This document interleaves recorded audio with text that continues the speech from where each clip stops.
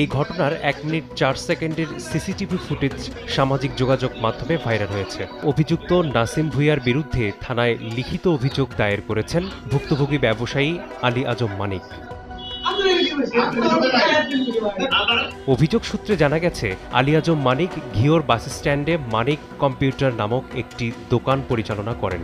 অভিযুক্ত নাসিম ভূঁইয়া প্রায়ই ওই দোকানে বিভিন্ন কাজের অজুহাতে যেতেন এবং বিল পরিশোধ না করে চলে যেতেন। টাকা চাইলে নাসিম দোকান বন্ধ করে দেয়ার হুমকি দিতেন। গতকাল সোমবার সন্ধ্যার পর দোকানে এসে আবারও জরুরি কাজ করানোর দাবি করেন নাসিম।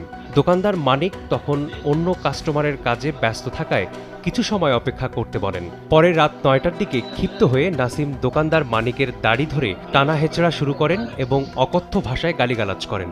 মানিক গালাগাল থেকে বিরত থাকতে বললে অভিযুক্ত নাসিম তার উপর এলোপাতাড়ি কিল ঘুষি ও থাপ্পড় মারেন। 100 টাকার কাজ করলে 10-20 টাকা দিয়ে চলে যায়, টাকা চাইলে চোখ রাঙায়, রাগান্বিত হয়। এলাকাতে বা ওর কোনো নির্দিষ্ট কোনো পেশা নাই, ওই জমির দালালি বা এর কাছ থেকে ওর কাছ থেকে টাকা নিয়ে আপনি যে কোনো দোকানে গেলে জিজ্ঞাসা করতে পারবেন, জিজ্ঞাসা করলে জানতে পারবেন ওর লেনদেন ভালো না। যে কোনো দোকানে গেলে এই দোকানদাররা তাকে কোনো কিছু দিতে চায় না, কারণ সে ঠিক মতো টাকা দেয় না।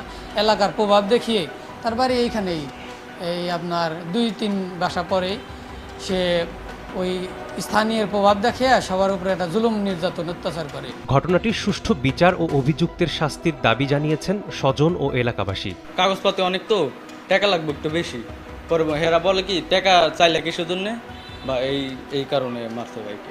ভিডিওতে যতটুকু দেখছি সেটা কারণ আমাদের মুসলিমদের হৃদয়ে অনেক আঘাত লাগছে যে এরকম করে একটা মানুষকে দাড়ি ধরে এলোপাতাড়ি মারধর করতে পারে না কেউ। দাড়ি ধরে মারবো কেন? দাড়ি ধরে মারার অধিকার কি তাদের কেউ দিছে? এটাই আমার সর্বশেষ কথা, এটাই বিচার হোক। এই ঘটনার পর থেকেই পলাতক আছেন অভিযুক্ত নাসিম ভূঁইয়া। পুলিশ বলছে তাকে ধরতে আইনি ব্যবস্থা নেওয়া হয়েছে। অভিযোগটা যখন আমরা একটা বিষয়টা আমরা পাই, তখন তাৎক্ষণিকভাবে আমরা আমাদের পুলিশ টিম ঘটনাস্থলে যায়। ঘটনাস্থলে গিয়ে বিষয়টা প্রাথমিক ইনভেস্টিগেশন করে এবং পরবর্তীতে আজকে লিখিত অভিযোগের প্রেক্ষিতে এই বিষয়ে একটা মামলা রেকর্ড করা হয়েছে, মামলা রুজু করা হয়েছে এবং মামলা রুজু করার পরবর্তীতে আমরা এ ব্যাপারে প্রয়োজনীয় যথাযথ আইনগত ব্যবস্থা গ্রহণ করব। আলী আজম মানিক ঘিওর বাস স্ট্যান্ড এলাকায় দীর্ঘ 6 বছর ধরে কম্পিউটার, কম্পোজ, ফটোকপি দোকান পরিচালনা করে আসছেন। সময় সংবাদ, মানিকগঞ্জ।